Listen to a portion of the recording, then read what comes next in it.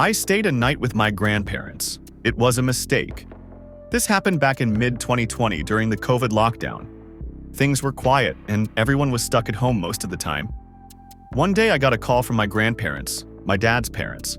They told me they missed me a lot and that I hadn't visited them in so long. They asked me to come stay at their house for just one night.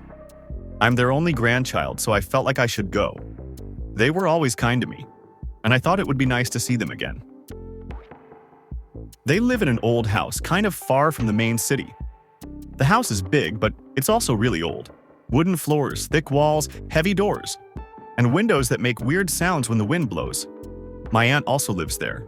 She's my uncle's wife, my dad's brother. My uncle wasn't home because he works in Saudi Arabia, so my aunt stays with my grandparents and looks after them. She also takes care of the house. It's not an easy job, especially in a place that old. I live in Pakistan, and in our culture, it's common for extended families to live together like this. Anyway, I packed a small bag and went over in the afternoon. My grandparents were so happy to see me. We sat together, had tea, talked about small things, and had dinner early. Everything felt normal. My grandparents hugged me a few times, told me they were proud of me, and then went to sleep around 9 p.m. like they usually do. They've always gone to bed early. My aunt was polite as always, though she seemed a little surprised to see me.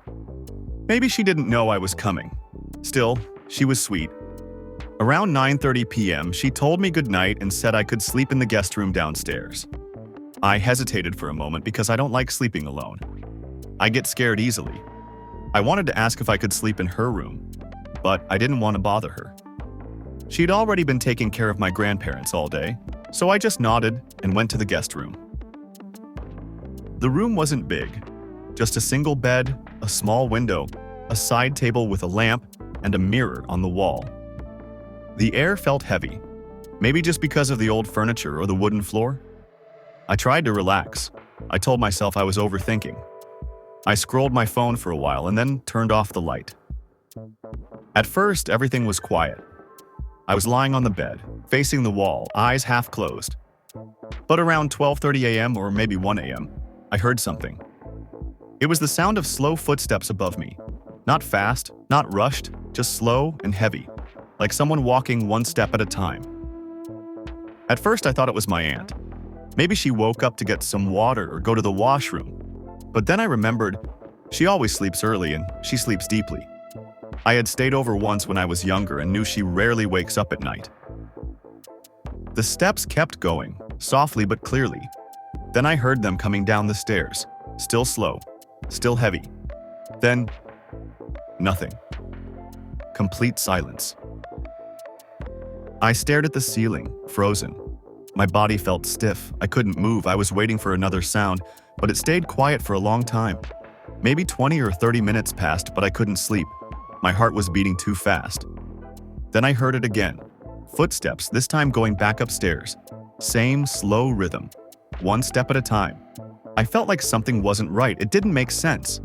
Why would anyone go downstairs for so long and not make any other noise? No sound of the kitchen. No toilet flush. Nothing. I sat up a little in bed. My phone was still next to me. I picked it up and turned the brightness low, just enough to see the screen.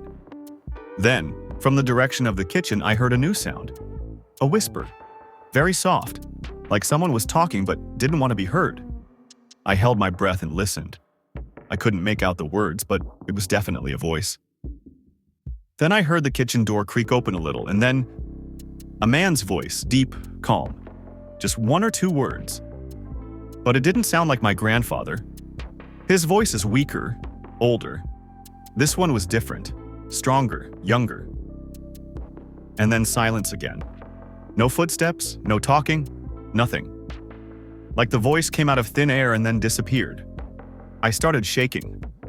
I grabbed my blanket and pulled it up to my chin. My fingers were cold. I didn't even know if I was breathing. I opened WhatsApp and texted my aunt. "Are you awake?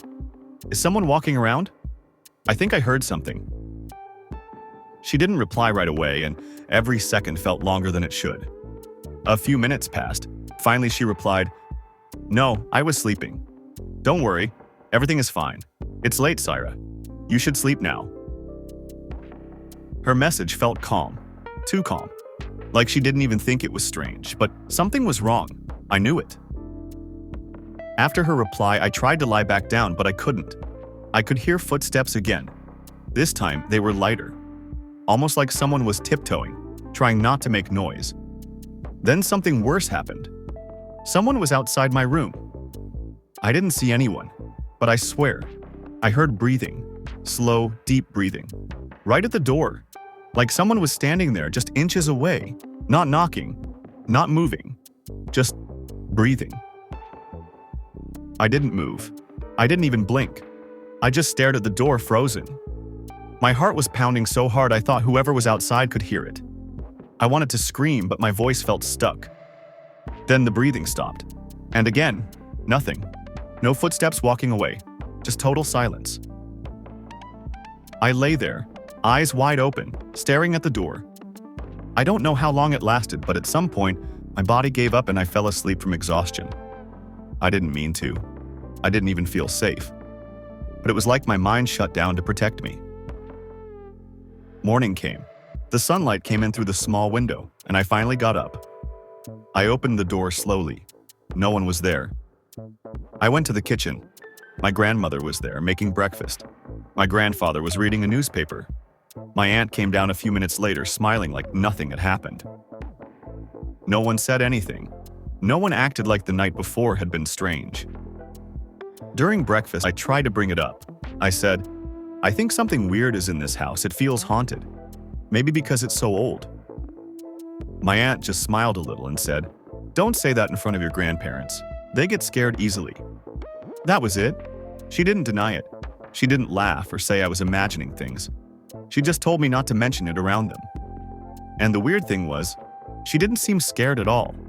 She lives upstairs alone and didn't even look surprised.